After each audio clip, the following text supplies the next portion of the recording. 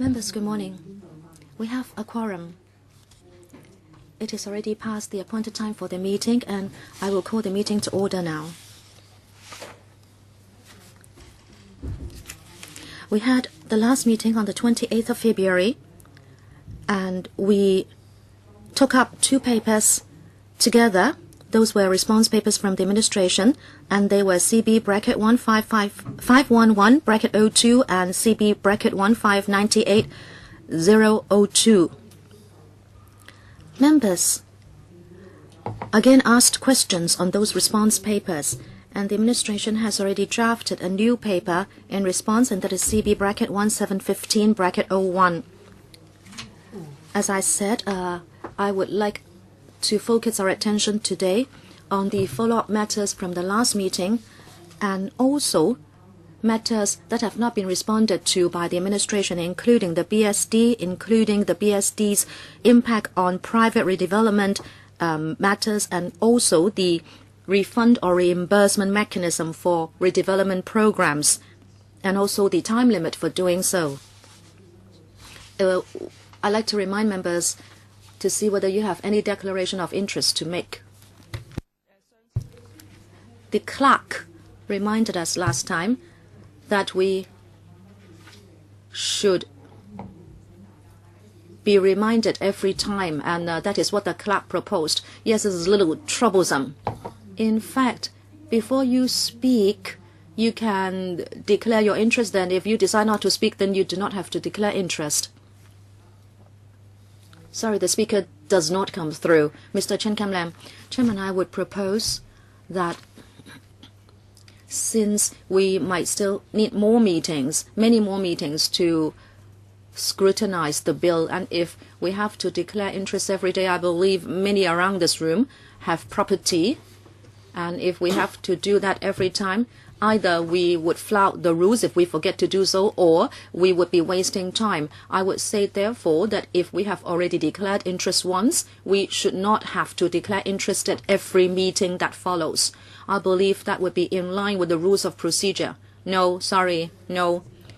Well, we had a half-hour discussion with the clerk last time on this. Miss Emily Lau is very stubborn about these matters, and if you don't declare interest every time, you might fall into the trap and you might be troubled for a year. Well, we have discussed this many times, but I thank the proposal by Mr. Chen Kam-lam. I would ask the clerk to collate the information about declaration of interest, and if members would just like to make the declaration again basing on previous declaration, then we can deal with the matter like this. And actually, the committee on ROP would discuss this matter at its meeting. And in fact, the clerk reminded members to do so just because she wanted to protect members. All right, we'll not dwell on this point anymore. We'll ask the administration now to take us through CB bracket 1715 bracket 01. And we will see whether members have questions. Miss Agnes Wong. Chairman, in fact, since the last meeting, we have submitted 3 papers to respond to views submitted by deputations. And the clerk has also compiled the supplementary information requested by members, and also the assistant legal advisor asked us to clarify certain matters. So altogether, we have submitted 3 papers. The supplementary information is already self-explanatory, and I don't think I should waste the meeting's time in going through the meeting, but I will be quite happy to take questions. Mr. Abraham Sheikh, 5 minutes each. Chairman, the administration has indeed given us papers to respond to questions raised by members and deputations, but it's unfortunate that Mr. Pescott is not here. And I have little interest in having an exchange with the administration today. I indeed would like the administration to give me specific answers at this meeting. If you read the papers from the administration, Madam Chairman, you will see that it is not a reply. It is quite weird in this argument. Why do we want to have the BSD? This is to protect Hong Kong people, that Hong Kong people should be able to buy Hong Kong property. But they should not only be able to do so in the name of an individual. They should be able to buy property in the name of a company. But if they do so, they would have to pay the BSD. And this runs counter to the intent of the policy. The reader and other chambers of commerce have proposed that if companies are held by Hong Kong people, then they should enjoy the exemption. They have given you 101 reasons, but you have accepted none of them. You said it is not easy to be done. You said if there would be people added to the directors list, etc. Well, I don't want to spend too much time on this because 5 minutes is not a long time. And also, if there would be people added to the company, they said, well, the reader has said clearly that if those are still Hong Kong PRs, even if there are shareholders and directors added, it doesn't matter. As long as you declare it. If they do not declare the accurate information, then you can incriminate them. Yes, you can enforce the criminal law. Now, I don't want to waste the meeting's time in asking further questions. I'm not skilled in filibustering. But any members can filibuster. It's up to us whether we want to do it. The thing is, when you answer questions, sometimes you compel people to filibuster.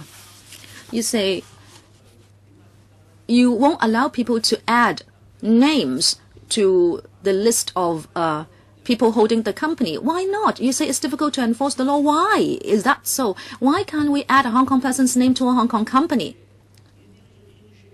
You say you can issue new shares, but if the new shares are issued to Hong Kong PRs, why not? I like an answer from them first. Okay, exemption for companies. Agnes.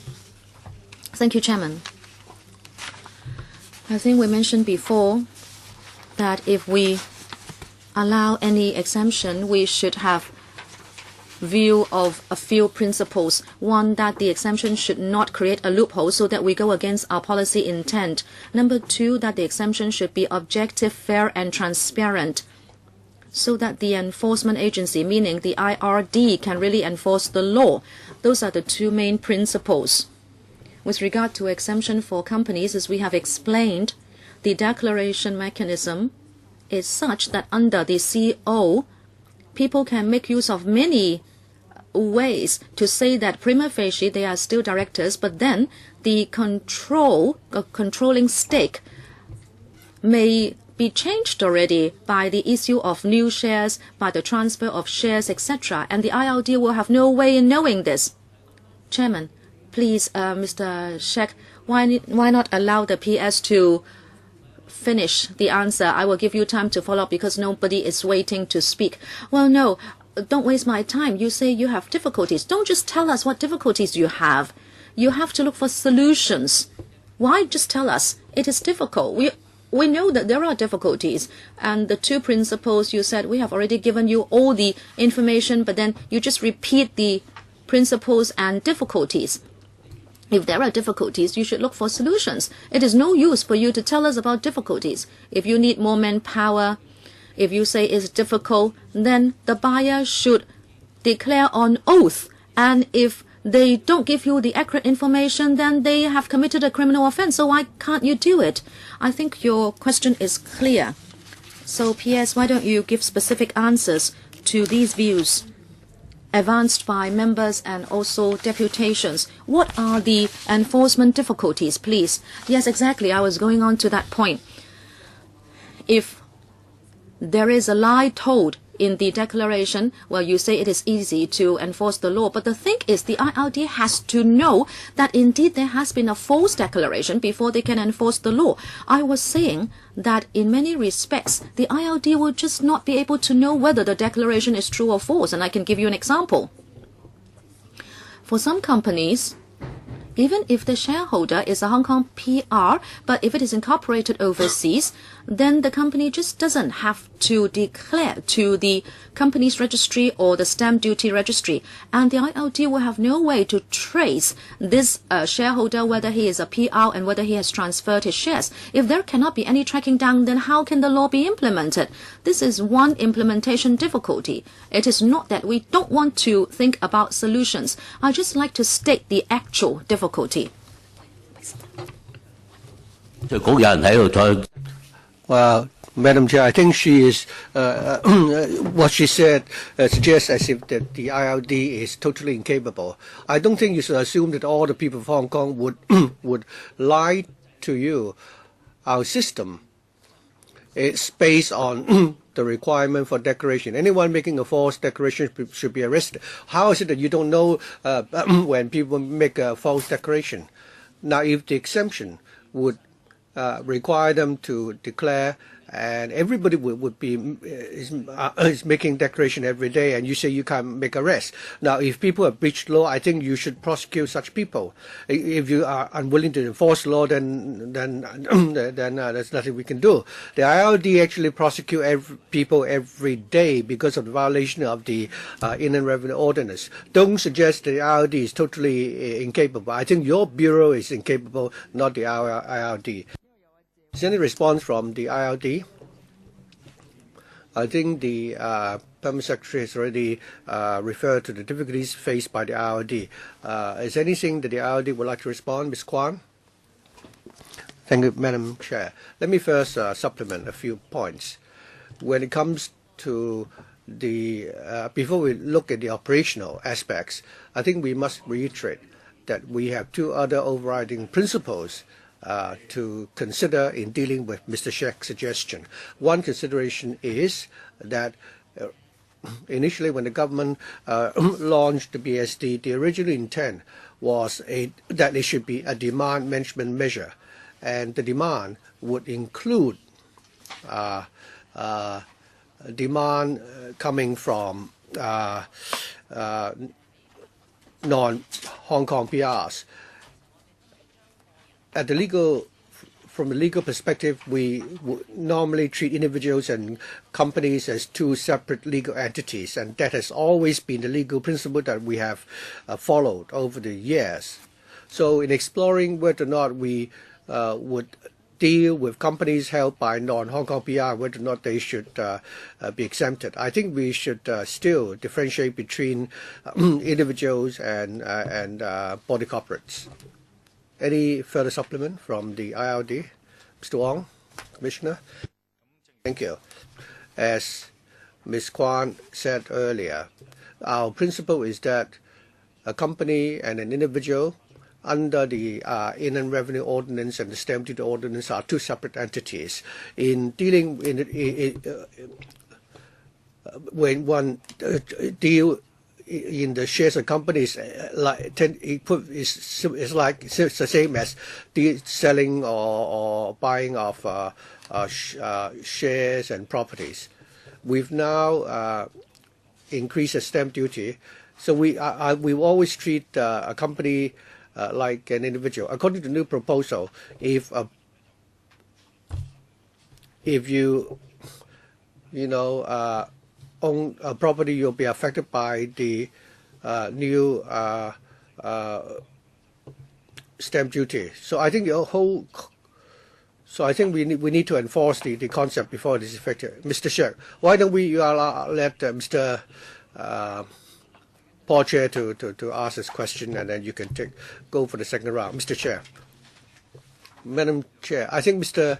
Sheikh will be happy to know that I'll be following on the same question, although I'm looking at it from a different angle.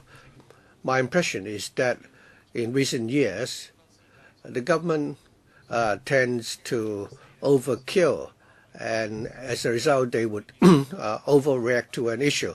I saw Mr. Leung Kok Hong being surrounded by several hundred police officers. That's one example.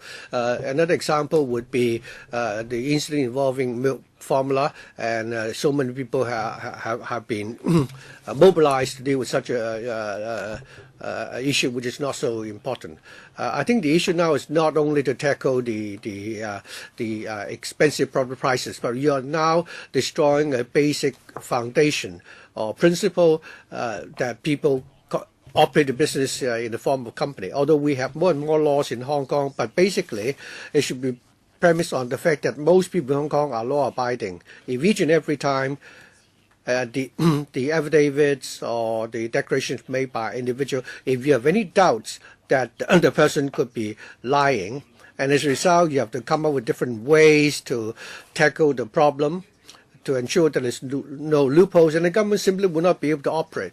What is the original intent of legislation? When the individual says something, would you believe in him or her? Would the court believe such a person? How much manpower do you have to check the declaration made by each and every individual in respect of property transactions and so on?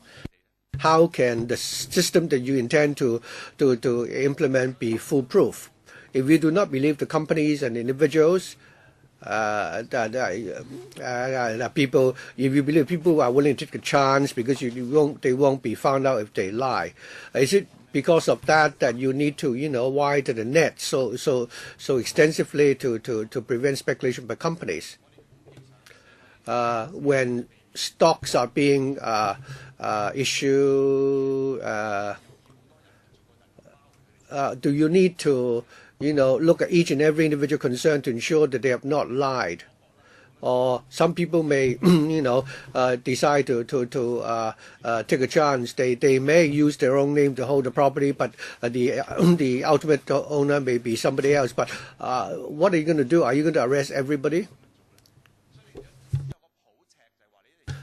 So you must strike a proper balance. Normally, if there are people who could make a declaration to undertake to make a very serious commitment and are willing to show the consequences, you should believe in these people. Otherwise, your system won't work. This time, I think Mr. Sheck was correct in saying, just because you don't believe you have doubts about the benefit ownership of some companies, although you cannot prove them. I think this could equally happen in respect of individuals. So why would the net have to be cast? I don't think this is a good principle that you should, widen the net to such an extent, because, of course, as civil servants understand that for civil servants, law enforcement officers, you would like to always come up with an objective criteria so that you can enforce them. But sometimes you also need to apply common sense. When it comes to a certain stage, you have to give that up because you wouldn't be able to come up with a 100% foolproof system. I like to word or not, you have a better reason to even, cover the companies. I'll say a few words first, and I'll like ask Richard to supplement. It's not that we don't trust the people of Hong Kong and the declarations that they have made. We just want to point out the fact that companies' corporate structure could be very complicated. I'm sure members know this more than we do. And there are many ways by which people can evade certain things. So when we try to strike a balance, we don't want to create any major loophole so that we will not be able to enforce the law, and therefore, having considered all the pros and cons, we've decided that we cannot allow exemptions for companies. If we look at other jurisdictions, I don't want to just always refer to Singapore, but in the case of Singapore, also they do not provide exemptions for companies. Mr. Wong, I think in our response, we've already said that the BSD, I think the owners to pay the tax rest with the company because the property is bought in the name of the company. It's not bought by the shareholders. That's the basic principle. Someone suggests that if you have a Hong Kong registered company and all its registered shareholders, if they're all Hong Kong PRs, and they collectively make a declaration, would that mean that they would enjoy the exemption? So we're now equating the corporation, the company, with the registered shareholders who own the property. But as far as enforcement is concerned, and at the last meeting, some deputations have pointed out that a company could evade the transfer of shares through different means, and that is not difficult. Making a declaration is one such means.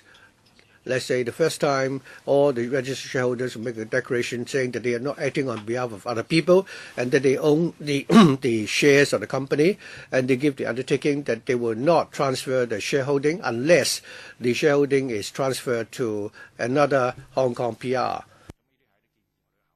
So we've suggested all these proposals, but at the proportion level and also experience have shown that sometimes transfer of shareholding could be done in different ways.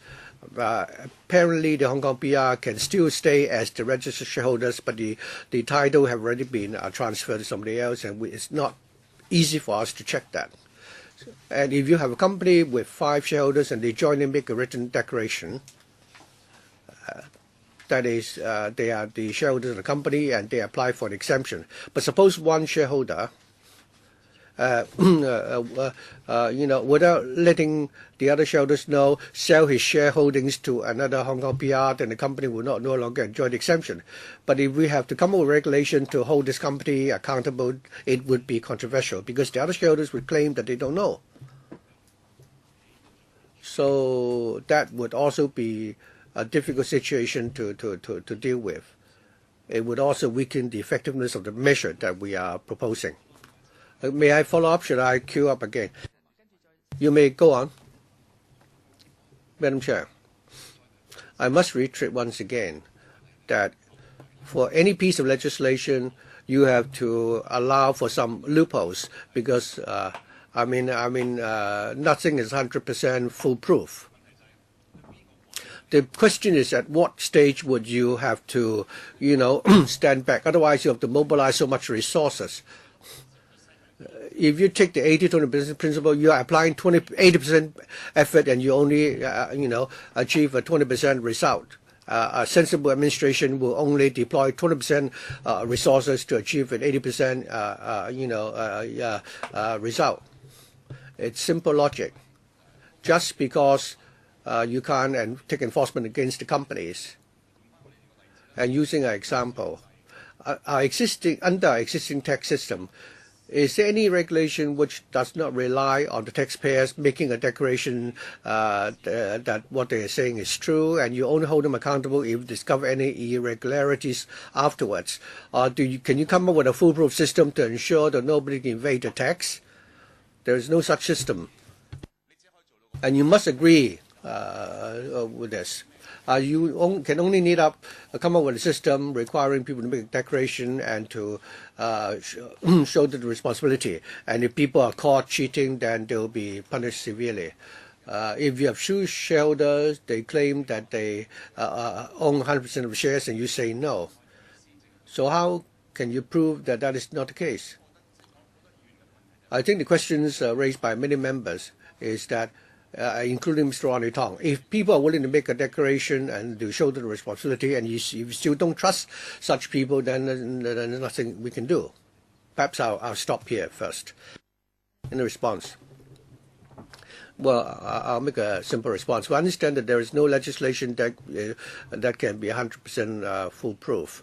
The question is, how likely are the possibilities to happen? We believe that if we exempt the companies, the loopholes will be very large. And our proposal now is that for the moment we are not able to provide exemptions for companies. Mr. Abraham Sheck. Or perhaps I can let Mr. Lam Tai Fai to speak first, because it's the first round. Thank you, Madam Chair, and thank you, Mr. Sheck, for letting me speak first. Perhaps if members already declared their interest at earlier meetings, we'll follow the same principle that members may make a declaration if they feel that you need to do that. I declare that I hold properties in Hong Kong. Well, having attended so many meetings, I'm sure the government is not stubborn, and I'm sure I don't think they dare to say that our arguments are not valid. but I understand that they're enforcing the directions by the secretary. Unless the secretary is prepared to make a relaxation or to make an amendment. Otherwise, even if we were to meet here for 36 or 72 hours, the government will stick to the same line. They say that there will be enforcement difficulties and there are possibilities of loopholes. I think they'll be repeating the same points again and again. Madam Chair, I think we should invite the secretary to come here, because it is the secretary who will, formulate the policies, and these officers here are only responsible for enforcement. So I hope, Madam Chair, you can invite the secretary to come to meet with us. I don't know whether or not he is watching, following our deliberations on the television screen.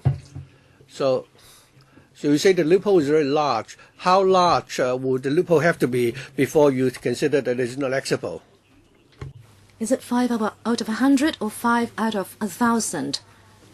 You said time and again that there could be many different ways of transfer so people can avoid paying tax. You have said that people can do it in ways, many ways. How many? 10, 20, 30? So we can help you plug those loopholes. You say many ways, you said many, but you did not mention any. Please list like 10 odd for me. For reference, Mr. Paul Chair is from the legal field, but it's obvious that you are not listening to his legal advice, but other people can give you legal advice. So, Madam Chair, I hope you can make use of your power and listen to us and ask the Bureau Chief to attend our meetings so that we can explore with him how the loopholes can be plugged, so that the bill should not include people who should not be included, those people who do not want to engage in speculation but who would like to hold property in company. They should not be netted in. Thank you. Mr. Ibrahim Shek. Chairman, I totally agree with Mr. Lam Tai Fai. That is why I gave him the first opportunity to speak. Madam Chair, I would agree that if the Bureau Chief is here, he will be able to answer our questions. I really don't want to take it out on civil servants. But then they really have been repeating themselves. They are like recorders because they cannot go beyond the Bureau Chief's jurisdiction to say anything. And you just said that the company is a separate special legal entity. Yes, you are correct. But if you go to a bank and if you want to take out a loan in the name of a company, the bank will ask the directors to sign as individual guarantors. You explained very clearly why we needed this bill. This is because local people should be able to have priority in buying property, and local people should be given the choice. But we have always had the choice. Why do you want to take away our choice of buying property in the name of a company? Why do you want to tax us now that we want to buy property in a company? You say you want to prevent people who should not be able to do so from doing so. Then you can plug the loophole. Even if you go to a bank now, you have to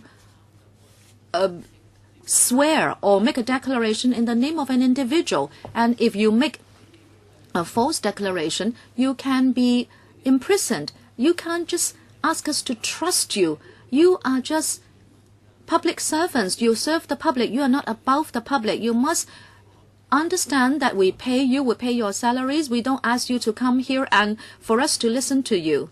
Mr. Wong, the Deputy Commissioner, said if there are a few shareholders and one of them should commit the law, the other shareholders might be punished. But I can tell you this, Mr. Wong. You have the stamp duty ordinance. Section 4. And the third part in that section. If there are many parties or shareholders, and if one commits a mistake, all have to be jointly and severally liable. This is already clear. You have got that in the stamp duty ordinance. And you don't have to add to that. You should not be here just to quote any ordinance you like. You should stick to the laws that you enforce. And therefore, what you said was wrong. You cannot be selective in giving explanations. You cannot play around with the laws. That is why, Madam Chair, I like to say, if one shareholder is wrong, then all the shareholders should be made liable.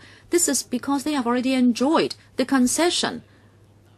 And it comes with a string, a condition, and that is you cannot make a false declaration. If they make a false declaration, then they should be imprisoned. Now people who take away more than 1.8 kg of powdered formula will be thrown into prison as well. So why do you want to tell lies here to cheat the public? Explain to me why you explain that way. Madam Chair. Go to section 4, bracket 3 of the Stamp Duty Ordinance. Mr. Wong. Indeed, section 4, bracket 3 of the Stamp Duty Ordinance is about people making use of documentation to pay less stamp duty than they should. These people would be held jointly and severally liable. But now we are talking about something different. In the Stamp Duty Ordinance, we were talking about the sale and purchase agreement, and the company would sign that agreement. But this time around, we are talking about the shareholders. Let us not mix up things. Chairman, a company is made up of shareholders, and the shareholders can all sign. If one is wrong, then all are held liable. I don't think he has explained himself. Mr. Wong? Our basic stance is, now let us make use of the same example. The two parties would have to be held liable. That is in section 4, bracket 3 of the Stamp Duty Ordinance. If there is a purchase and sale agreement signed. Now, if there is any problem with the ASP, then the two parties will be held liable. And we do not talk about individuals who are shareholders of companies. Let me read out section 4, bracket 3 of the Stamp Duty Ordinance. Bracket 3 of Stamp Duty Ordinance.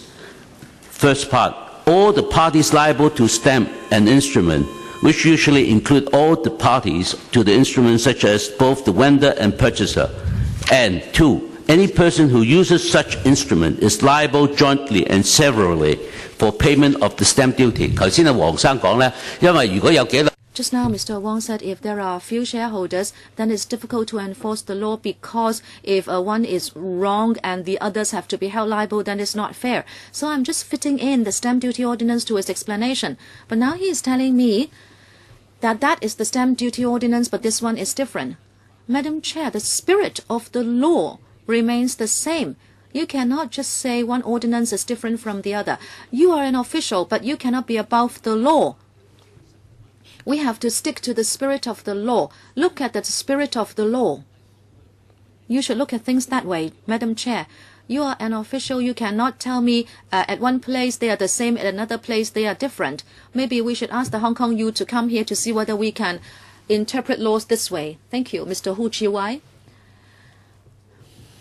Thank you. I'd like to follow up on what Mr. Wong said a moment ago. Of course, we understand that the company is a body corporate. We understand that. But I don't understand why when shareholders produce an individual guarantee, then they can still evade the duty. I don't understand that. You were saying that even if each shareholder would come up with a personal guarantee, they can still evade a responsibility. This is not what we have always understood to be the situation. Can you explain that point, please? Is it Mr. Wong? Thank you, Madam Chair. My explanation is, I can give you an example. If it is a limited company incorporated in Hong Kong, and in the list of shareholders, there are 5 Hong Kong PRs, and they make a declaration to say that they own the shares of this company.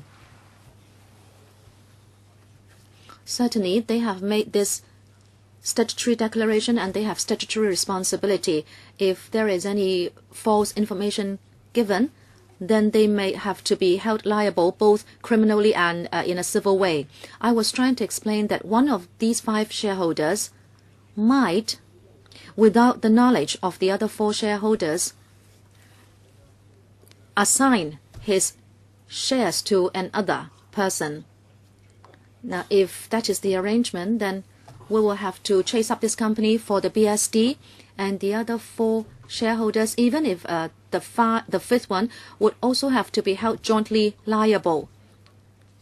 when the 4 shareholders do not know that the shares of the 5th shareholder has been assigned, then these 4 shareholders will be implicated and there may be a controversy. That is why we will have to be very careful. After listening to you, I'm even more baffled. In other words, if one shareholder breaks the law, well, common sense tells me that the 4 who did not take part, now, of course, you will chase up the company for the BSD, that I understand. But then the ultimate liability should lie with the shareholder who sells off his shares. Why are you saying that ultimately? Now, actually, the deductions in the law should be that the responsibility of the 4 shareholders will still fall on the shoulder of the 1 shareholder selling off his shares, and the 4 shareholders would have to prove the lack of knowledge, so they do not have to be held liable. So if that's the case, why is it that having a statutory declaration made, having entered personal guarantees, why do you still think that you still cannot allow a company with only Hong Kong PRs as shareholders to purchase property? Why don't you give people this choice of buying in the name of a company? Mr. Wong. The rationale of this proposal, if I understand it correctly, is that the company should be made up of pure Hong Kong PRs. And it cannot be 4 Hong Kong PRs and 1 non-Hong Kong PR. This is premised on the basis that all the shareholders of a company are Hong Kong PRs. Madam Chair, well, I can give you some information. You are saying that when shares are sold, they do not have to disclose the assets of the company. And therefore, the shareholder who sells off his share doesn't have to inform others that they are actually having the shares, or this person has the shares tied to a property owned in Hong Kong. Is that right?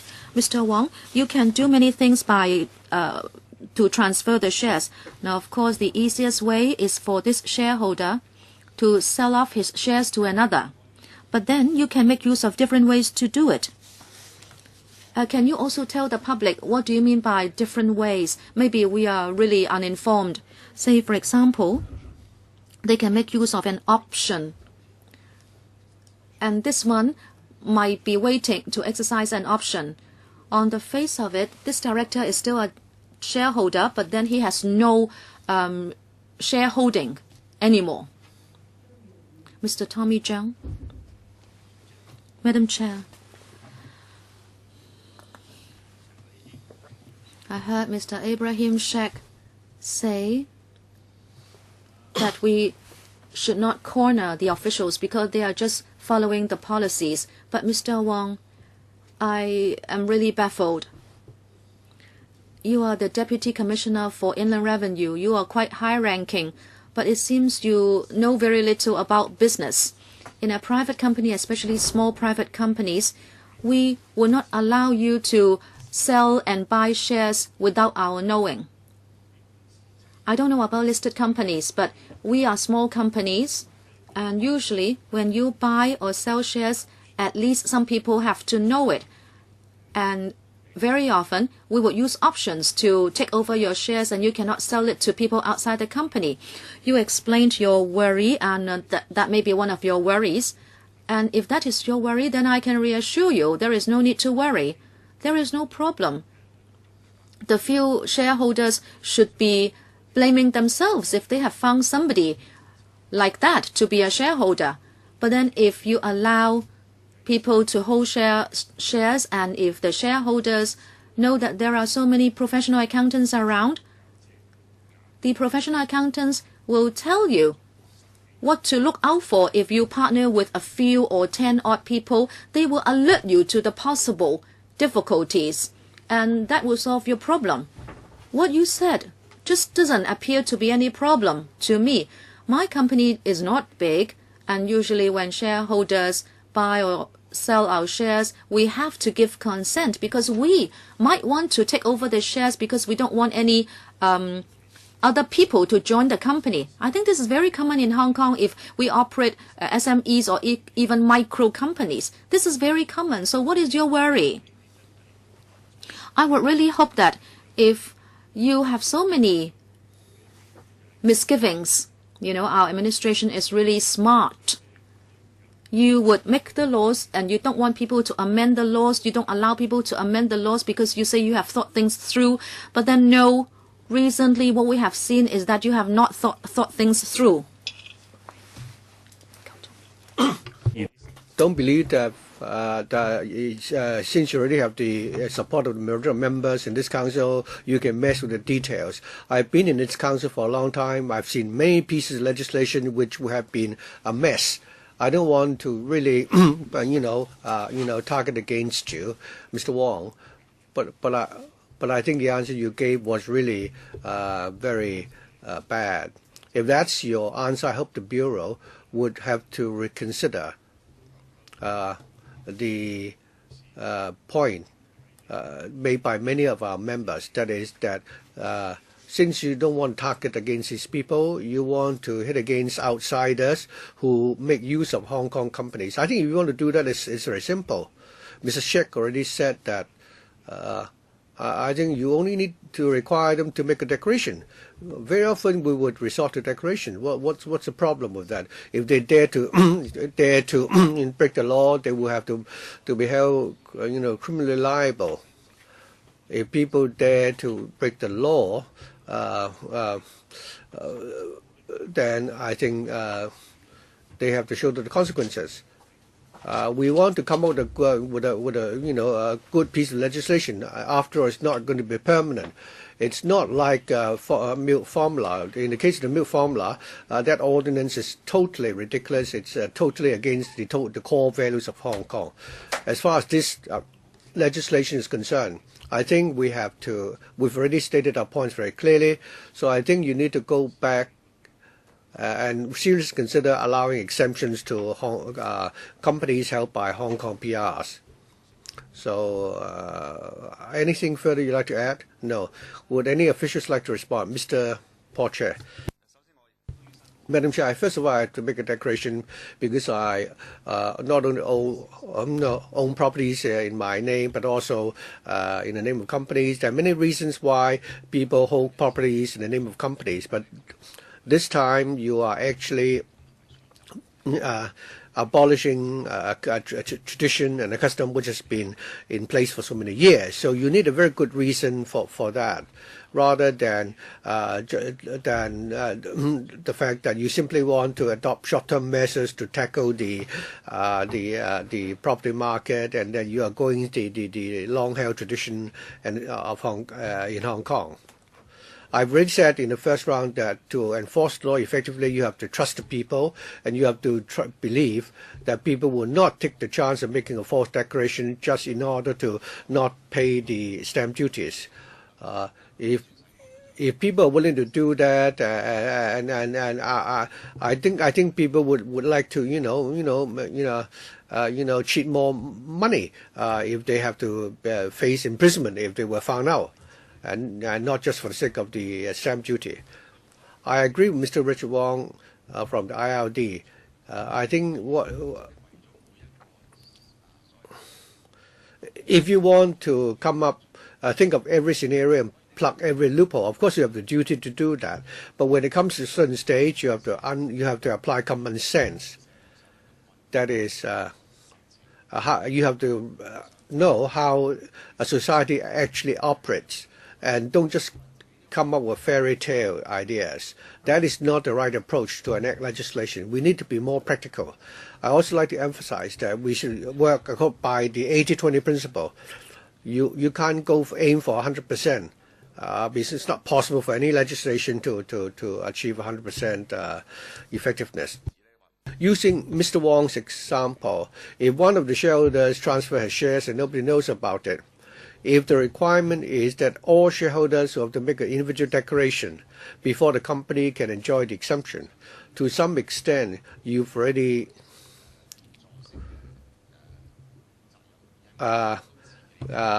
abolished the requirement for the shareholders to be severally liable? Well, actually, it's very simple. The other shareholders, whether or not there is an agreement in place, according to the law, if any shareholder secretly transfers his own shares, resulting to the other shareholders having to bear the responsibility, then this shareholder will have to be liable in the civil sense as well. And if you still worry, then you can require the shareholders to make a declaration in terms of indemnity.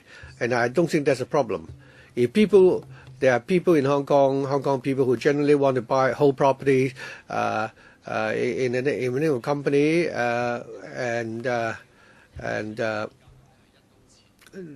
they should be allowed to do that. And what the government is now doing is overkill. So I hope you would focus on the mischief and consider what result we want to achieve, and come up with a feasible, approach that would not overkill.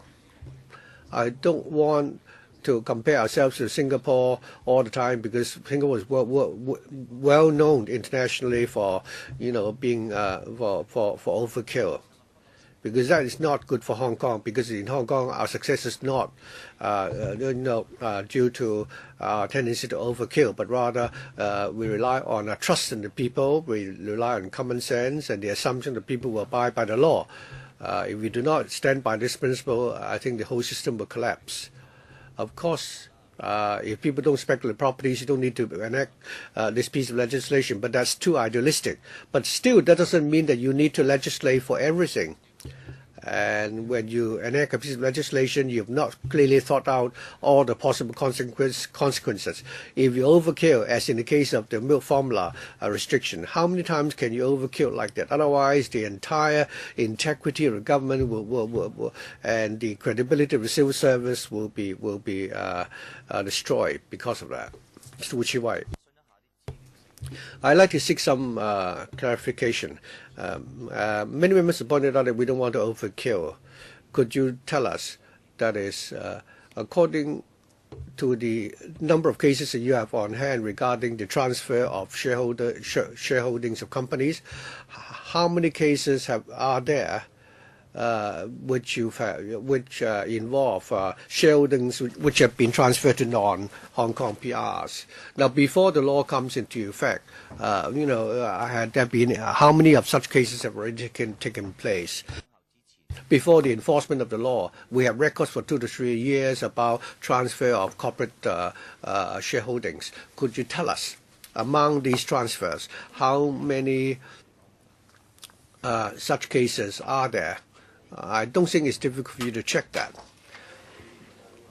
If you don't have a law in place, and if these incidents rarely happen, and now you're adding an extra requirement requiring the shareholders to provide a personal guarantee and make a statement to ensure that he is the shareholder of a Hong Kong company, I think we are only talking about a very small number of cases. And if that's the case, does it really? If that's the case, if the companies were 100% owned by Hong Kong PRs, and even if they enjoy the exemption, it will not have any fundamental impact on your law. Could you provide us with such information, Mr. Wong? For the stamp duty which need to be paid upon transfer of shareholdings, it does not consider whether or not the companies own any properties.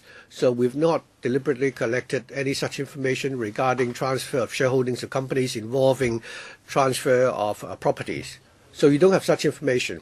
Well, in that case, could you try to find out on our behalf?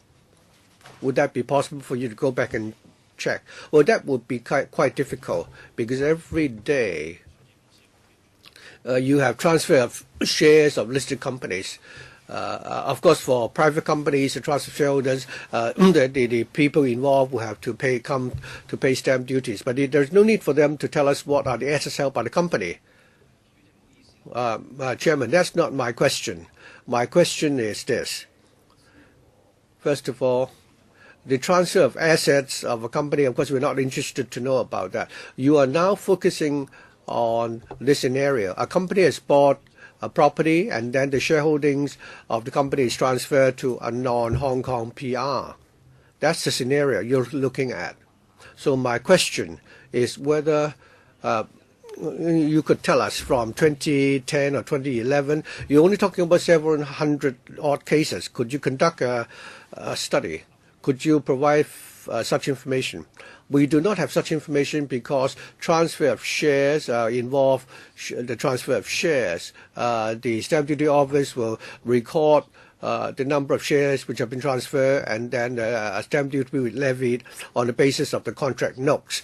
The person involved will not have to declare, the assets owned by the company, whether it's residential properties or not. They are not required to provide such information. No, that's not the member is asking. The question is after the transfer of the shareholdings, do you have information regarding the transferee? Well, they do not have to make a declaration. Mr. Lim Tai Fai, your second round. Thank you. Well, Hong Kong in Hong Kong we have the rule of law, and the people of Hong Kong are all very civilized individuals. We understand that we need to respect and abide by the law. We all know that our business is really vibrant, and we have a very good system of law, and everybody abides by the law, and that's why Hong Kong is such a safe place. And the law enforcement officials are also very, very smart, including the IRD, the police, and the Commercial Crime Bureau. But as far as this law is concerned, your stance suddenly changed. You are telling to us that many people potentially, would like to break the law. All of a sudden, you're telling us that all your enforcement officers, including the IRD, the Commercial Crime Bureau, you're telling us that all of a sudden your officials have become very, very, stupid.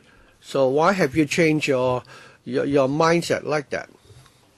So whether we are, making a declaration or getting married, we need to make, declaration. The government has always respected the system of declaration. When people get married, they declare, make a declaration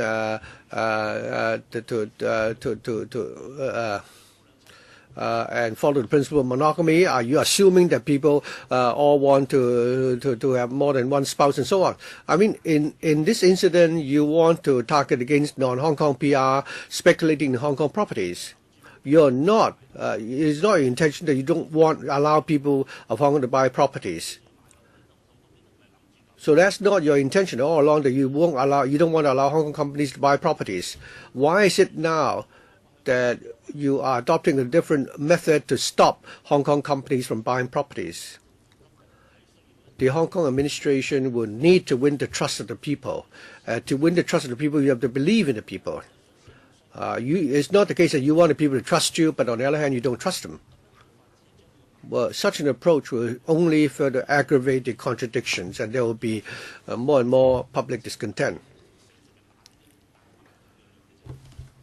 You are causing more and more discord. We've given you so many suggestions. You really need to go back and talk to your secretary seriously. And next time, I hope the secretary will come in person to answer our questions. We don't want to really put pressure on you. I have many questions. I have many harsh questions. But I don't think you should be the people to answer the questions. You're not the mastermind behind the policies. So you're just... So... We understand. Everyone should, respect the law. If I make a declaration, I make a false declaration, I have broken the law, I would need to be punished. So if you're worried about you breaking the law, you should,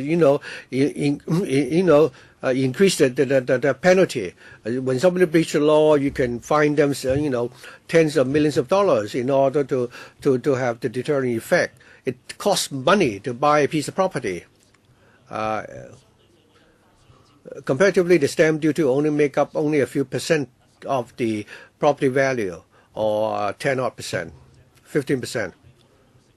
It's not true that the buyers don't have any cost to shoulder if you want to evade the stamp duty. So I think you can, by all means, increase the penalty. When we make declaration regarding our salaries, there are always loopholes. The IRD has actually caught many people for tax evasion. Why is it that in this you still allow that? You still can arrest those people. Same for the stamp duty. You can the BSD. You can go out. You can still arrest people who breach this requirement. You can go after them. You can even cancel the registration of such companies. Why is it that you are so stubborn that both individuals and companies will not be exempted? I think that it doesn't serve any do you any good to simply destroy the property market. Once it is destroyed, everybody will suffer from the consequences. I hope we will think twice about this, and Madam Chair, please invite the Secretary of the Bureau to come next time. I have heard you. I will deal with this next at the end of the meeting. Mr. Abraham Sheikh, thank you. We are here today, and every member has objected to the fact that the property market is exuberant. We also oppose speculation. We support the bill, Madam Chair, but it doesn't mean that we would be blind to what it says. If it is not well drafted, you have the responsibility to explain. This has gone against the core values of Hong Kong, meaning free choice and free purchase of property. And also there is another point. Now, there is land in the market and people will be able to buy property, the government says. This BSD and the SSD are such that if a Hong Kong PR uses a company to purchase property, he will have to fork out an extra 23% in order to buy the property. And given that kind of cost, people cannot take out loans, Do you really want to prevent Hong Kong people from being able to buy property in the name of a company? Actually, the policy intent is to allow Hong Kong people to buy property, but then you are preventing them from doing so because you are making it more costly. This is not what a good government should do. Secondly, Mr. Hu Chi-wai has asked the fundamental question, which is so valid. And he says, if someone breaks the law, he should be held liable. This is what is fair. We understand there should be fairness because we support the government. We say, oh, okay, fine. Let us do away with fairness. And I was saying, if it is a PR or 5 Hong Kong PRs setting up a company to buy property, and if they enjoy the exemption, well, they can choose not to have the exemption. But if they want to have the exemption, they should make a declaration with a condition attached. And that is, if any of the shareholders should sell the shares to a non-Hong Kong PR, then all the 5 shareholders will be held liable. We can provide the exemption with that kind of string attached, and this will become a concession. But the administration said, no, this won't be fair. And then we said, why not do it this way? Let us hold all 5 liable if one should break the law. Now, just now, Mr. Wu said that it is fair for one to shoulder the liability. But then we are saying, let all 5 take up the responsibility. But then you say it's not fair. However, the spirit of the law has always been like that. If you give them a concession in the form of an exemption, then that should be the case. We can look at it this way so we can solve the problem. But the administration is blind and deaf to any ideas. It is burying its head in the sand, and it has counted votes in LegCo. Maybe you have enough votes, but not mine. 3 more members would like to speak in the 3rd round. Many viewpoints have been detailed. If you have new viewpoints, we will like to hear them.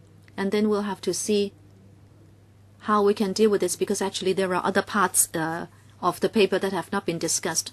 Mr. Paul Chen, we are not talking about criminal law, but we are talking about the protection of the innocent. But it seems recently the administration is giving people the feeling that it has gone away from the idea of having a free society. It seems you are preferring to err on the strict side, and therefore it sounds like an overkill in many cases. I don't want to repeat myself. Mr. Lam Tai-fai gave an excellent example by way of a marriage. If we would prevent people from making a false declaration in that if they declare they have not got married before, however, they have actually got married in other places of the world, then does it mean that you want to do a global search before you allow people to get married? You don't do it. You just ask people to make a declaration, and they will be able to get married. This is how the entire legal system works. That is on the basis of mutual trust, and also that people who make false declarations will be held liable. Mr. Tommy Cheung was saying that actually, if people operate a limited or private limited company, and if they hold property, now what kind of transaction is that? Theoretically, if any shareholders wants to transfer his shares, it must be approved by the board. In no private company can a shareholder sell off shares without the approval of the board. If it is done in a proper way, this must be the hurdle. And secondly, Mr. Wong Ting Kwong was reminding me maybe he was not in a position to say it, and he's asking me to say it. Well, I should ask him to say it himself, but you know the stance of his party, so I'm saying it on his behalf. If there is any transfer of shares by any individual shareholders in a company, you must also file the most recent financial report, and that is the latest audited accounts. And also, you should do an update of the management account before the transfer is allowed, because the stamp duty is based on the latest figures in the management account, and it must reflect all the properties held by the company. So if a company holds any property, it will be made known. Therefore, if any shareholder should transfer shares in order to avoid stamp duty, this cannot be done because he will be revealed. But then you say, what if a shareholder does it in secret and he signs a declaration of trust to do it? Then, well, if this happens, this can be done by an individual as well, and you cannot trace it. Even if an individual should commit to make a declaration of trust so that his interests are all transferred, well, you just cannot discover it if nobody reveals it to you. So how can you debar all companies from doing this just because you believe maybe not all the cases are reliable? If individual Hong Kong persons are willing to shoulder the risk of liability, and if individuals are saying, well, we are holding the property in my name, but actually he may be doing it on behalf of his lover, his mother, his son, and then you can not know it unless somebody reveals the fact to you, and then you can hold that person responsible for making a false declaration. Now you debar all companies from doing this, but then you are not achieving your policy intent, because there may be people who are willing to be held criminally liable by telling a lie, and you just cannot discover it. Are you able to tell me that you can discover all these tricks and secret dealings? I'm sure you cannot, because if companies and limited companies and individuals can do the same thing, no matter what you do in the law to prevent such loopholes from coming up, there will always be people who are willing to shoulder criminal liability, and you should not be chasing after shadows. I hope the bureau chief can really come here to have a good debate with us. What kind of policy intent do you want to achieve? Because you cannot achieve it. If that is the case, you should not embark on something like this. Why so many foreigners come to Hong Kong instead of Singapore? Because we uphold freedom. Freedom matters a lot. The administration, Agnes. A short reply. We have heard members' views. But you said a lot about the lack of a free choice. But indeed, there is free choice. Many people buy property in the name of companies, but then there are many who buy property in the name of an individual. So you cannot say, well, there are two choices. They have the choice. They can buy property in the name of an individual, and if he is a Hong Kong PR, he doesn't have to pay the BSD. So there is this choice. We have not taken out that choice. You have not removed the choice, but then you do not have a good enough reason to propose something like this. If you say people can make a false declaration, then an individual can make a false declaration. Agnes, any supplement? I think we said many times that in terms of liability, there is a distinction between the individual and the company. Under the CO, indeed, there may be more difficulties and ways and means for people to avoid the BSD. That is our consideration. We don't want to make a law and at the same time providing a lot of opportunities for people to avoid paying the BSD. It is not that we do not trust Hong Kong people. We don't want to have a police state. We don't want to check on everybody. It is just that we look at the probability. Mr. Jeffrey Lam speaking for the first time. Thank you, Chairman.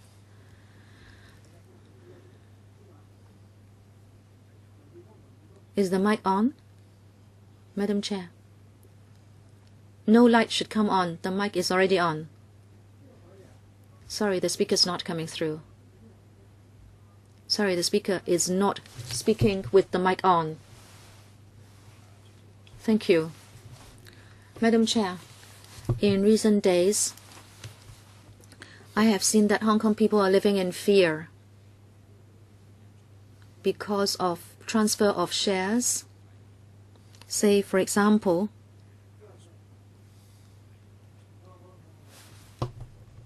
if you transfer your property to an immediate family member, then you do not pay BSD. But if you are just cohabiting or if you have divorced but then you live together again, then what happens in those circumstances?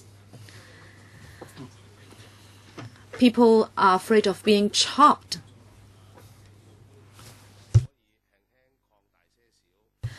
Can you not relax the prohibition a little?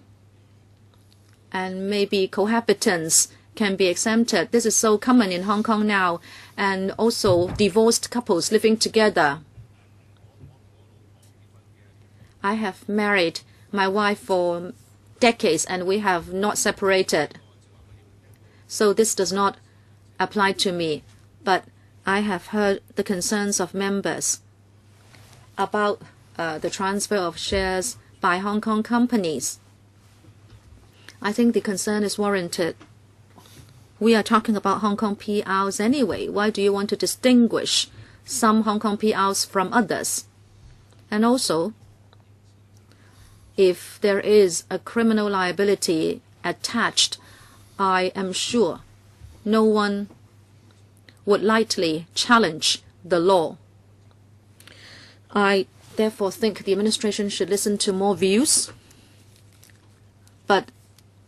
and also act accordingly. You should give this more consideration because indeed this is disturbing Hong Kong people. I hope you will give some fresh consideration to that viewpoint. Speaking for the second time, Mr. Tommy Cheung, I forgot to declare I might buy property in the future in the name of an individual or in the name of a company. Well, I mentioned just now that, well, unless there is any objection, but your earlier declaration will be noted by the clerk and you will be reminded at the beginning of every meeting, and whatever you are going to say will be covered by your earlier declaration. But of course, if you want to add some more items to your declaration, you are free to do so. Mr. Hu Chi-wai, speaking for the third time, I declare I have no property. One more point. Holding an asset in the name of a company, if you say there could be some transfer of shares, well, the cases I have come across would mean that it is not possible for you to sell off 20% of the holding shares. I think this is not very reasonable as a concept. It doesn't happen that way. In fact, we must be talking about the transfer or change of a controlling stake in the company before you can talk about the transfer of the asset. So I don't understand what Mr. Wang was saying. He's saying one of the 5 shareholders may be doing some transaction. If that's the case, if he holds 10% of the shares, I don't think you will allow the buyer to hold the property, and in fact the buyer will not put in all the money he has by buying 10% of the shares of the company and expect to hold the asset. So what is your logic? How would you imagine any company selling off shares without selling off the holding stake to a non-Hong Kong PR? How can that happen? Would anyone like to respond to Wong? Thank you. Well, that is only an example. We're talking about transfer of shares of a company. Let's say a shareholder holds more than 50%, the others do not. It would depend on the distribution of the shareholdings among the shareholders. But the logic behind this is that if you have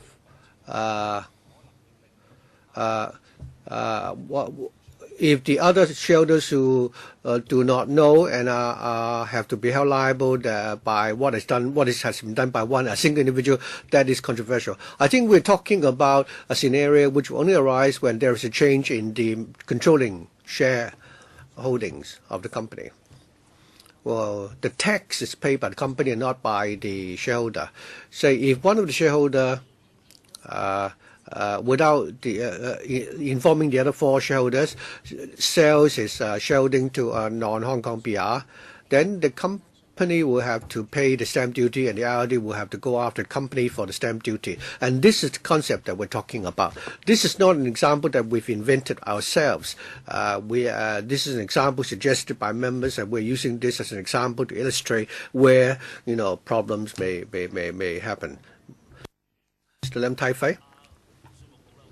Mr. Wong from the IRD, well, I agree with his with the point that you cannot accept tax evasion, that you cannot even allow a single case of tax evasion. And based on that principle, you enact this piece of legislation, that many people will suffer because of that, just because of a single case of evasion.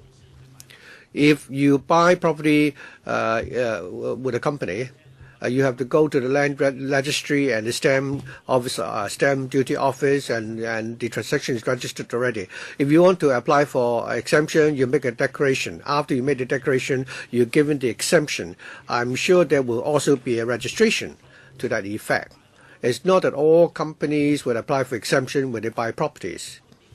For those which require exemption, obviously a special declaration would have been made, and then you can compile an individual list of it may not involve all the companies. So these companies will certainly the IRD can actually closely monitor these companies, and for these companies which already made such declarations, then you can periodically, make an announcement about these companies which have already applied for exemption, so that not only the shareholders but the public can monitor these companies. You're worried that among 5 shareholders, one would, privately dispose of the shareholding without informing the other 4. This is what you're worried about, and I don't think you need to, because that only individual who made that illegal transfer is wrong, and he will be monitored by the other shareholders.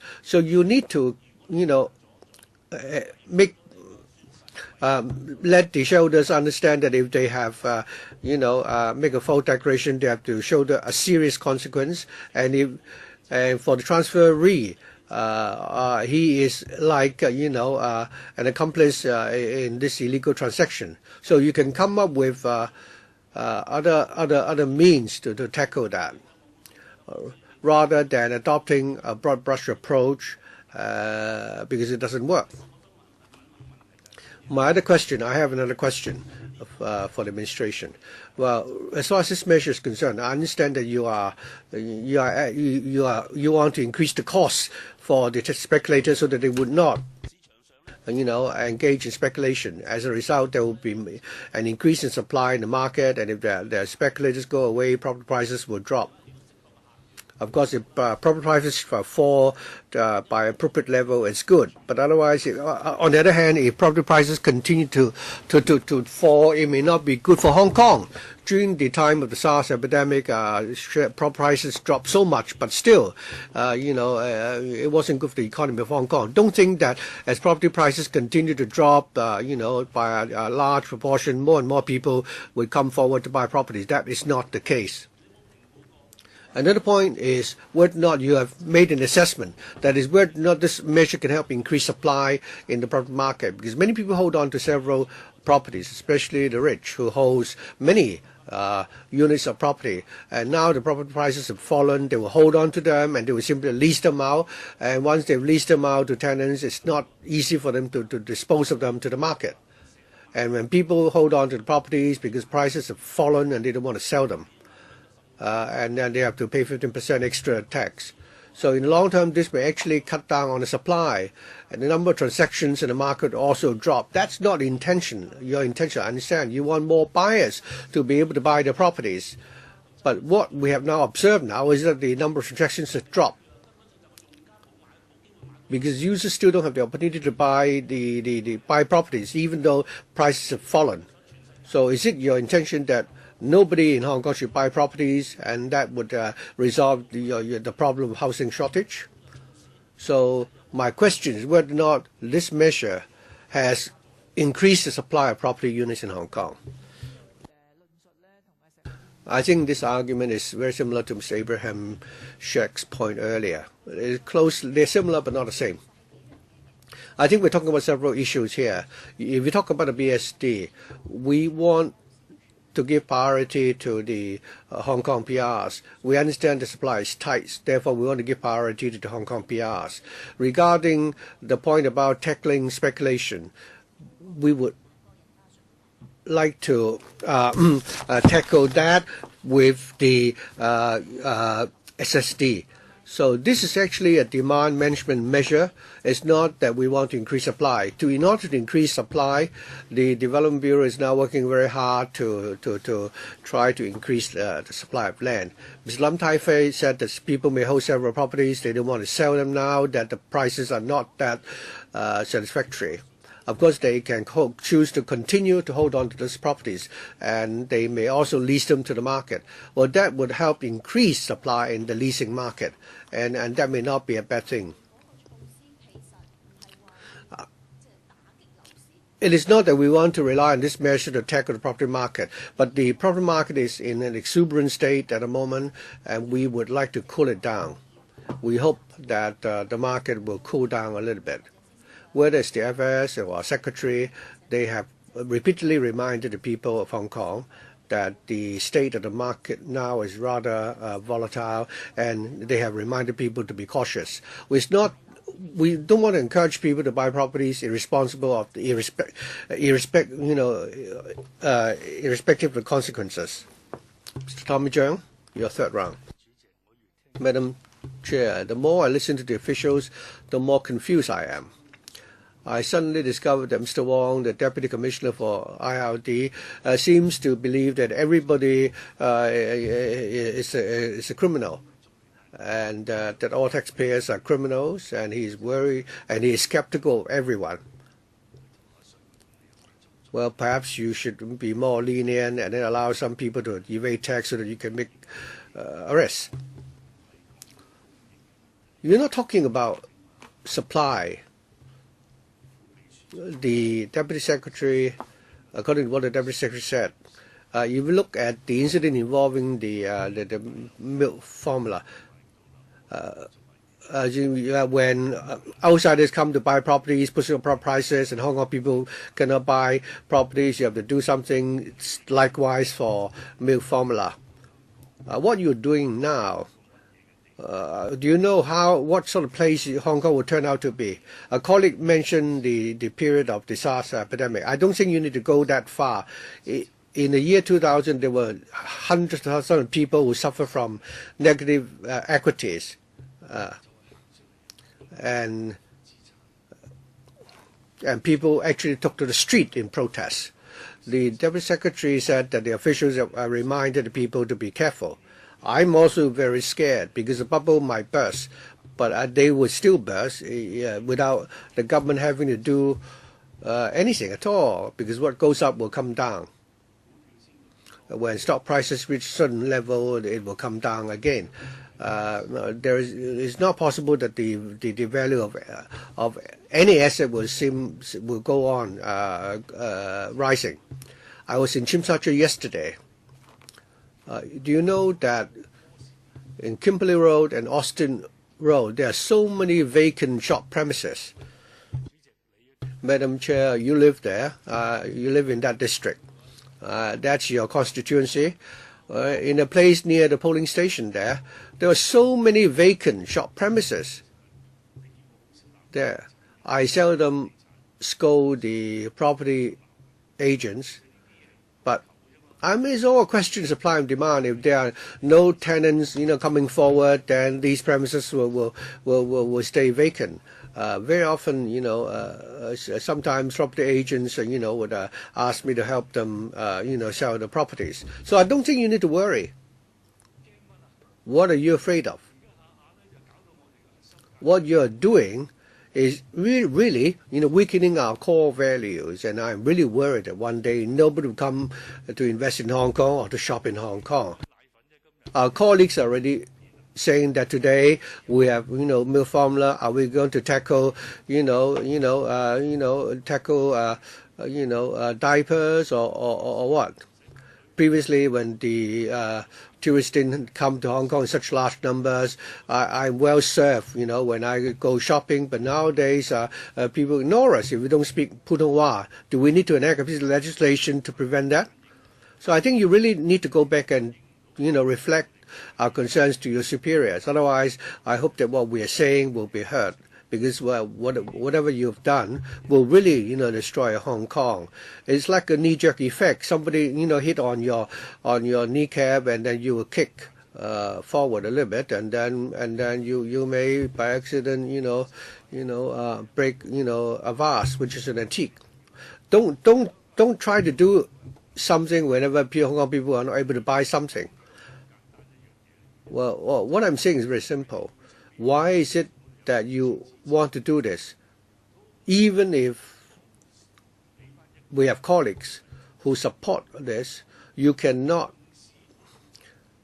Well, people in Hong Kong have always been, using companies' properties, and we're just wanting you to look at this. And if there are any loopholes, you can tighten the loophole a little bit. However perfect a piece of legislation, there will always people who will break the law. Even if there's a death penalty, there will still be murderers. And now that the death penalty is abolished, there are more people committing homicide. So what kind of place are you turning Hong Kong into? I think those sitting on the other side of this chamber, and those sitting on this side, most of us own properties. Would you like your property prices to drop to such a level that nobody would want to buy them? Especially for the SMEs, they rely on the properties they hold to obtain credit from the banks. And if property prices drop any further, they won't be able to really operate a business.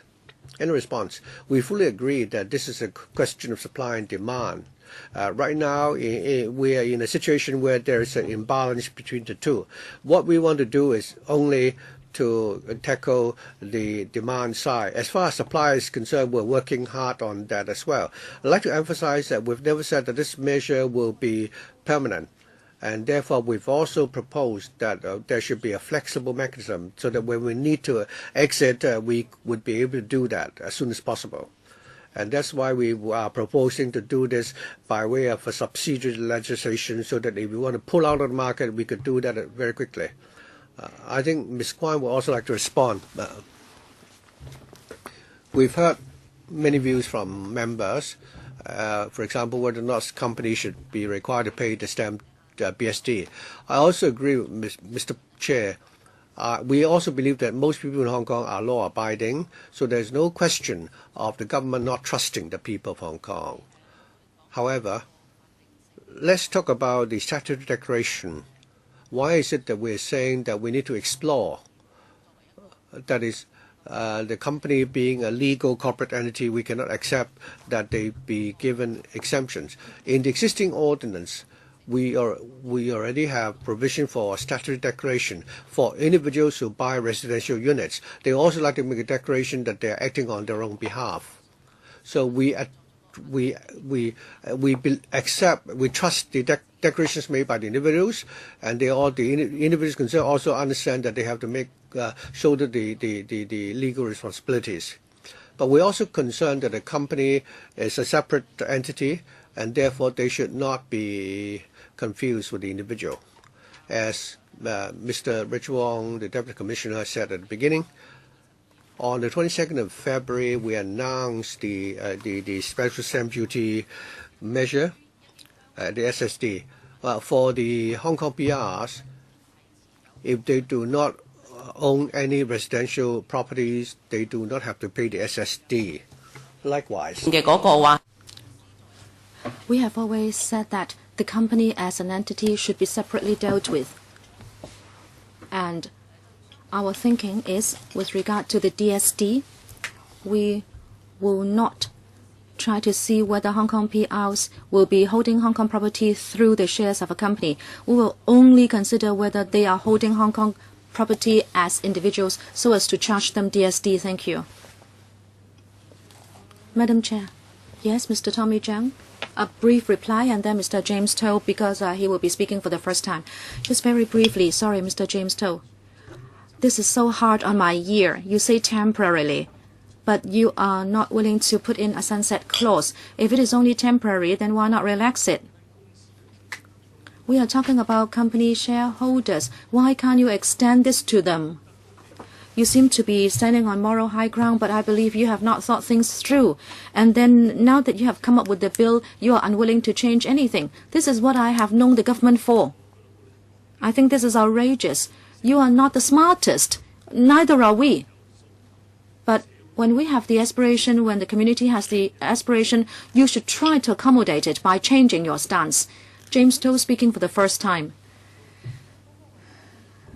Just now, we are talking about the... yes, I was asking my assistant what has been discussed.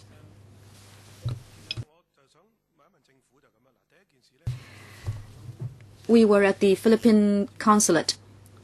First of all, I have to clarify something with you because I don't want to have misunderstood anything.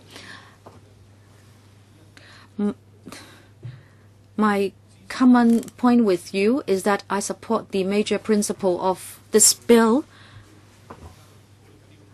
and that is vis-a-vis the topic under discussion, non-Hong Kong PRs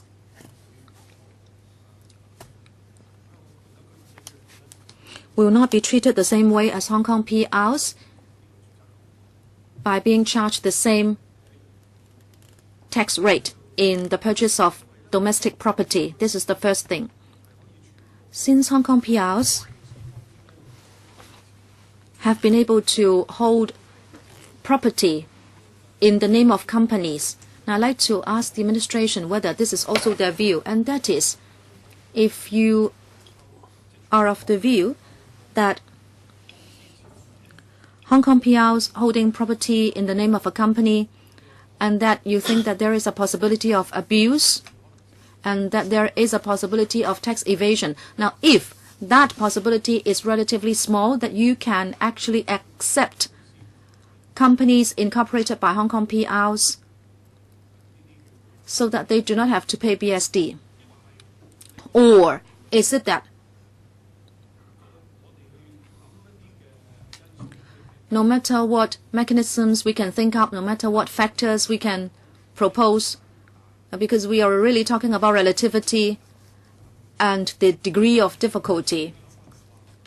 But if it is your thinking that if the possibility of abuse is very small and the difficulty for abuse is very big, even so we are not going to consider giving any exemption. Now, if that's the case, then whatever we propose will be quite unnecessary, and then we can make our own judgment by putting forward amendments. Rather, we like to discuss with you whether the opportunity for abuse is big or small. And so whether we can improve the design so that the opportunity for abuse is small. So can I ask you to comment on this point first? Who will respond? Let me start off, and Mr. Wong can supplement. We never said that we would not change our stance whatsoever.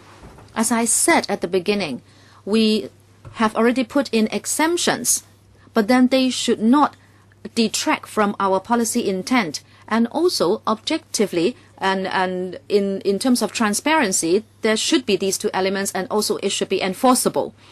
Our original intent is that the Hong Kong PRs do not have to pay the 15% BSD.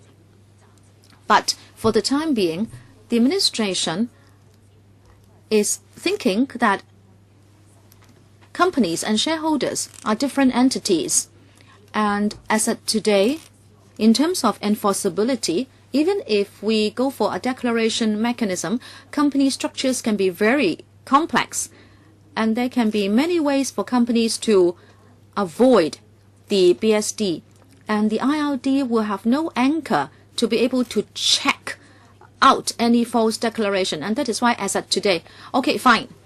So you have not heard a good way of suppressing the abuse possibility, right? Okay, secondly, let me try to reason with you. Is it your stance that the administration will not itself think of ways and means to suppress the possibility of abuse? But then if members can think of these ways, then we can comment on them. And if you can come up with such a good way that I cannot refute, then I would be accepting your view. Are we in this kind of situation? Or is it your view that actually the administration will also try to think about such possibilities? If the members could come up with some ideas and the administration would be willing to actively explore into them, and then if you think it doesn't work, then you should come back and analyze with me why it will not achieve the purpose. So I'm trying to see where you stand now vis-a-vis this point. I think together with the ILD, we have thought about this because we know that this is the concern. But as of now, we have not been able to think of a way to plug the loophole. Now that the bill is at LegCo, and if members have comments, of course, we are all ears and we will consider your comments. If that's the case, Madam Chair, I would ask the administration to continue the thinking process. And all right, fine. I take it that you have already racked your brains and that you are at the end of your tethers already, that you were willing to think, but then you could not think of anything.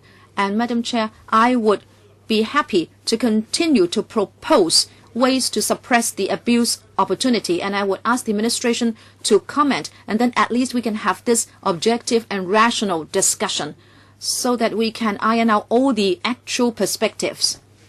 I believe this will help us arrive at a way to implement the principle that we have agreed upon. Is it that I have to declare interest?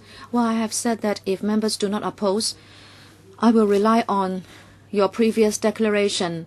I would remind you that you have to do it every meeting, but if you do not need to declare again, then we would take it that you would be based on your previous declaration. I own property in Hong Kong. Okay, other members have had more than one chance to speak. Would you like to speak again, Mr. James To? Oh, okay, certainly. Chairman, I would now narrow down the issue, and I would go from level to level. If an overseas company is not registered in Hong Kong, then perhaps the company's registry may have difficulty in confirming the identity of shareholders. But in Hong Kong, I understand that annually, from what I understand, there is the declaration for any change in shareholders' interest. So if it is a Hong Kong company,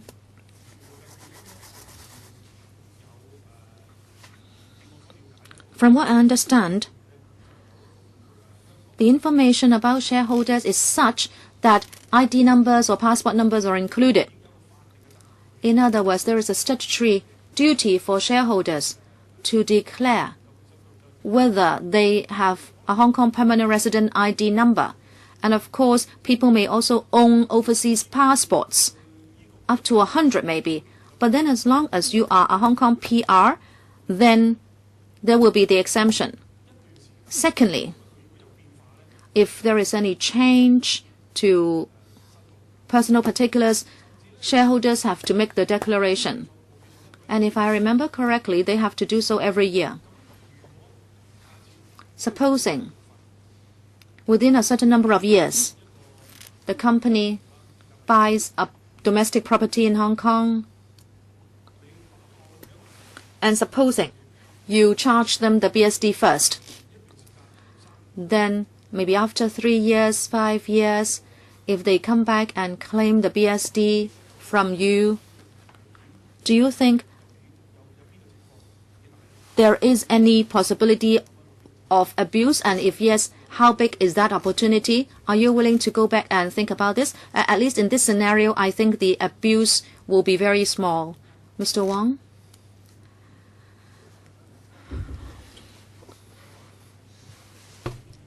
To respond to Mr. To, yes, it is correct that under the CO, shareholders or companies have to file an annual return, including particulars of the shareholders. This can be seen, of course, but then who are the actual shareholders? We don't know. These are just the registered holders. But does the shareholding still belong to these shareholders? This cannot be reflected in that annual return. I don't understand. Madam Chair, I want to ask this question. If a PR, Hong Kong PR buys the property, maybe the substantial interest is not owned by him either. You understand?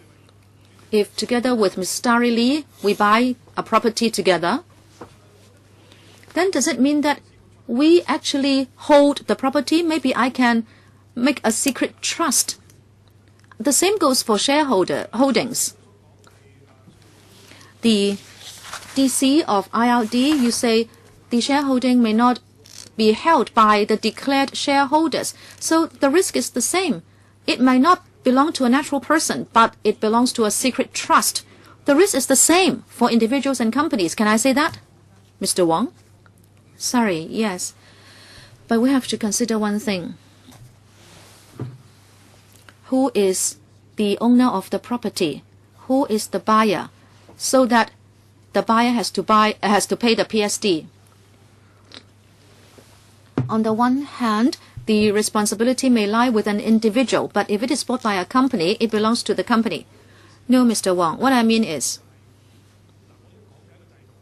I'm talking about a system. You know, you have heard the context.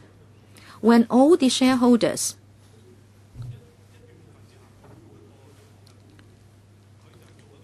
hold the shareholdings intact, and then they make a declaration, and then they ask you to reimburse the BSD to the company, not to the individuals. Are you with me? If that's the case, if I make a false declaration, since the company will get back the money, but I would be thrown into jail. But in fact, the company would be getting back the BSD, not me as an individual. So do you still think that there is a greater risk of abuse compared to individuals? But in fact, there is no difference because the BSD is reimbursed to the company. Mr. Wong, if we're talking about the risk, it is difficult to assess. You can say that if it is an individual making a declaration, then the individual will be held liable. And then on the other hand, basically, the principle for stamping agreements is such that we look at the existing circumstances and decide whether there should be stamping. We don't look at any factors that will arise later. But according to Mr. To, he is saying that the circumstances will change and so the BSD may be refunded. But that is not within the principle for stamping. Mr. Wai-king speaking for the first time. Thank you, Madam Chair.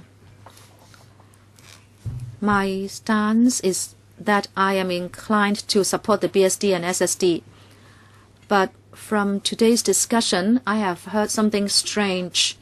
Just now, Mr. Wong said that, I don't know, you really mean this. You talk about the annual returns. Now, I think you should retract what you said. I think you have said something wrong. That means we have all omitted a lot of information from our annual returns if what you said is true. Well, please, we file genuine and accurate annual returns. Don't say that we hide anything in filing annual returns. Don't say that as the Deputy Commissioner for IRD. You said that you don't know whether the annual returns are true or not. I really take exception to what you said. You should retract what you said. I support the BSD and SSD, but I take exception to what you said about the annual returns. Another point is that I think people will be asked to, the government will recover the companies for the stamp duties they owe. When I worked with a company previously, we often have to pay stamp duties for share transfers. Very often, the IRD can actually go after the company if there is any omission or late payment. Actually, I'm getting confused by what the administration is saying. I don't know what you meant when you made that statement about any returns. For those of us who operate companies, this is an insult. Well, of course, this is nothing. This is separate from the issue of the BSD and the SSD. We have another member speaking the first time, Mr. Alan Leung. Madam Chair, I don't know whether the administration has considered this point. Let's say you have a company which buys the property in its own name, and if all its if the actual beneficial owners of the namely if all its shareholders are Hong Kong PRs, if you require them to make a statutory declaration, and you can say that if they have any trust arrangements or a change in substantive interest, then a declaration must be made. And if there's no declaration, it would be a criminal offense. Have you considered such an arrangement which can actually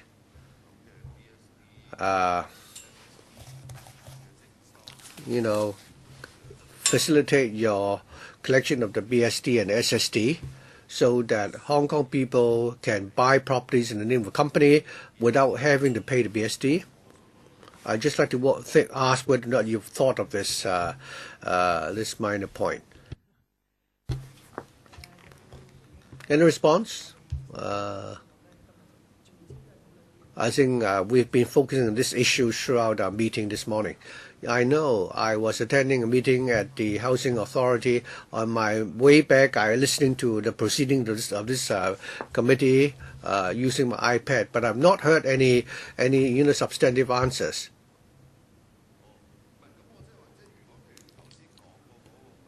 For example, the arrangement that I referred to earlier, why didn't it work? What is the biggest loophole?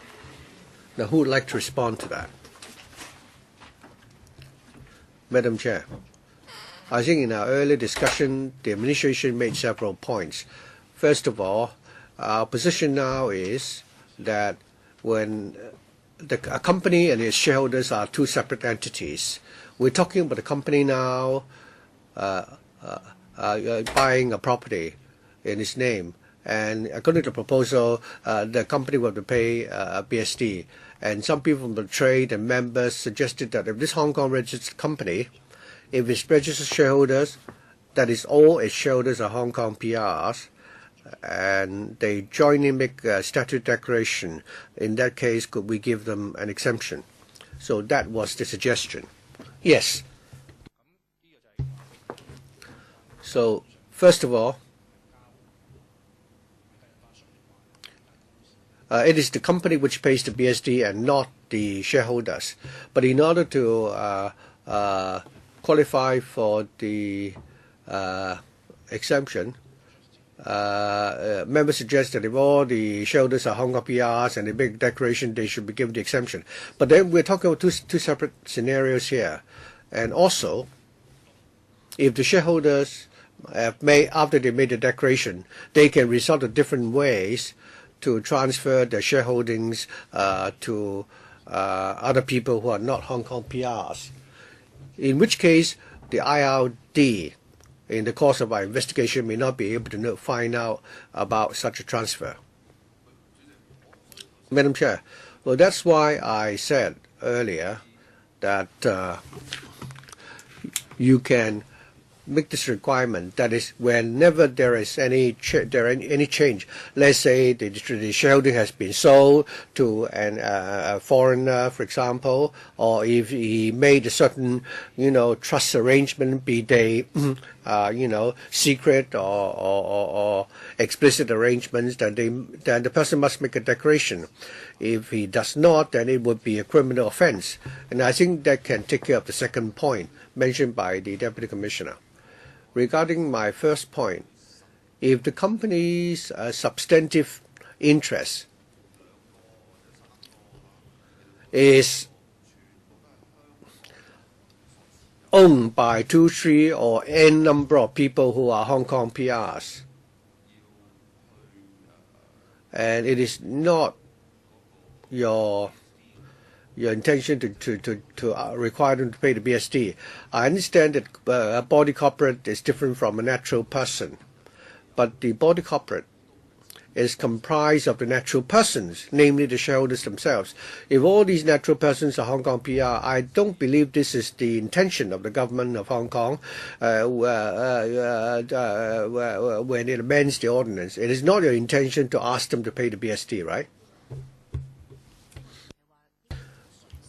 Well, this is not a tax ordinance. The intention for the BSD is that we should give priority to Hong Kong PRs, and that point is very clear. Legal advisor? Thank you. Regarding the discussion this morning, I'd like to suggest that the administration and members to consider that under the Stamp Duty Ordinance Section 45, there is an arrangement relating to, related entities. If companies A and B, if there's a connection between the shareholdings of these two companies, if the property is transferred from company A to company B, there is no need for stamp duties to be paid. But Section 45(5)(a) also provides for an arrangement that is within a period of 2 years, if company A and company B no longer qualify as connected parties, and if there is any change in shareholder, then the declaration must be made to the IRD, failure of which would be a criminal offense. Once the declaration, the transfer of shareholding has been declared and the company no longer is eligible for the exemption, then the stamp duty waived originally would have to be paid. I'd like to remind members that there is such an existing arrangement. Thank you, legal advisor. That's exactly what I was thinking of. If you have a company owned by shareholders who are all Hong Kong PRs and you give them the exemption, and if that Hong Kong PR as the beneficial owner of the material interest, if that is changed, let's say he sold the shareholding to a foreigner, or he may make a trust arrangement in respect of his own shareholding, and the ultimate beneficial owner of that is a foreigner or foreign company, then according to Section 5(a) suggested by the legal advisor, failure to make a declaration will be a criminal offense. If that person make a declaration, you can charge them the stamp duty. Why can't that work? Any immediate response from the administration? You want to go back and look at this again? I think we're now nearing the end of our discussion, and 2 members would like to speak for the 4th round. Well, I'm sorry. Perhaps I will allow 1 minute for Mr. Sheikh and Mr. Chair. Thank you, Madam Chair. I think what Mr. Allen Leung said have already been contained in the submissions made by the property developers' submissions, but the government always say that it doesn't work. And secondly, the Permanent Secretary made one point which I'd like to respond to. We have the BSD because we want Hong Kong people to be able to buy properties. Is that right? Another point is that now after you've imposed the BSD, other non-Hong Kong PRs, especially those from the mainland, 15% is not a big deal to them. And for Hong Kong people buying properties in the name of a company and they have to pay an extra 15%, they can't afford to do that. Who have the money to do that? Well, we have many compatriots from the mainland. For them, an extra 20% is nothing to them. So indirectly, we're helping our compatriots from the mainland buying properties in Hong Kong rather than helping Hong Kong residents to buy properties in Hong Kong. Mr. Chair, I think regarding Mr. Allen Leung's suggestion, I think what we've been discussing this morning is that if people, want to take a risk and make a false declaration, there's nothing you can do to stop that. I think the bottom line here is that if people are willing to take a chance, whether it's a company or individual, there's nothing you can do. The point is whether or not, just because you're worried that the milk formula is not clean, then you keep your own dairy cattle. So what is the reason why the individual person and the company are separate entities? Because in Hong Kong, we give people a choice to engage in transactions in the name of a company. Whether it's the bank lending money or whether you want to lease property, the company will be the entity. And you simply want to ask the person involved to make a declaration. If you don't accept that, you only accept a natural person, that we may as well return to the days where we have to raise our own cattle. Well, I think our deliberation this morning has been focused on whether or not the government should try harder to provide exemptions for companies owned entirely by Hong Kong shareholders, and whether or not they will be allowed to buy properties according to the existing arrangement. I hope the administration will consider that. And some members have also just requested that the policy secretary should attend the meeting of this committee. Basically, the point is whether the legislation we enact would give priority for Hong Kong people to buy properties. I believe the majority of members are in support of that. As whether or not we would also, deny companies of this option, that if the answer is yes, then there's no need for any further discussion. If the answer is no, then the company should consider how they can come up with ways to help the companies. So we'll also be writing the secretary to attend the next meeting. I think we have already have a very thorough discussion on this topic. So at our next meeting, I suggest that we should first discuss the discussion about the BSD. I'm sure that you would like the secretary to respond, not only make a response in respect of this issue. So perhaps after the Bureau have considered our suggestions, the Secretary will be able to attend our meeting. I think the consensus among all the political parties that I don't know whether this will include the DAB, but the DAB also has many supporters who are middle class, including yourself, Madam Chair. I'm also a part of the middle class. I also drink coffee. But the question is whether we should consider moving a committee amendment to force the government to act, because the government will not listen to the people because it doesn't trust the people of Hong Kong. I think in the end, if we come up with an amendment, this would involve all the political parties. We are simply casting a vote of confidence in the people of Hong Kong. If in the end we are not able to arrive at a consensus, I'm sure members will resort to that. But at this stage, I hope the Secretary will note all the points raised by members. And I hope the officials in attendance today will take back to the administration the views expressed today. What we want to know is whether or not the government is unwilling to consider making a concession regarding the exemption for companies. So I hope next time we will no longer focus our discussion on this item. There's still many points that we need to discuss. For example, the point about redevelopment. So thank you very much.